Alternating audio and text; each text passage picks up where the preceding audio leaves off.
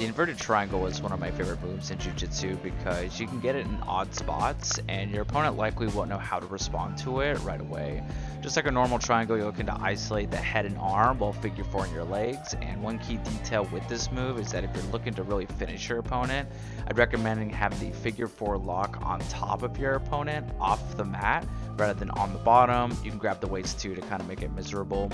The best spots for it is bottom side control and the sprawling position. The bottom side control position requires a bit of a setup, but it can be rewarding if you manage to get what you want.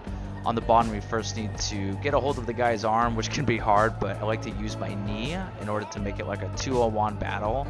And once you capture the arm, then you look to frame against their head, so it makes it easier to swing your leg around for the figure four lock. One way to remember which leg it is to swing over is just use the leg that's on the opposite side of your opponent. So if they're on your right, then you're using your left leg to swing it over.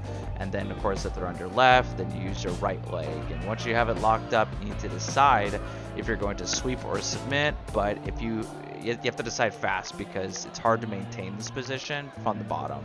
Most of the time, if you squeeze your opponent and their weight goes down or kind of forward, and so the sweep kind of becomes a lot easier. And once you get on top, there's lots of options. There's arm locks. You can sprawl out to transition to north and south. You can roll over and do the finish that way. It kind of just depends on what your opponent's giving you. And I think the safest position is, or the safest move would be to just kind of sprawl out. But my favorite is basically just going for the Choi bar and or a Kimura. And I personally, I really like this inverted triangle just because it's fun and goofy and just kind of keeps your opponents guessing.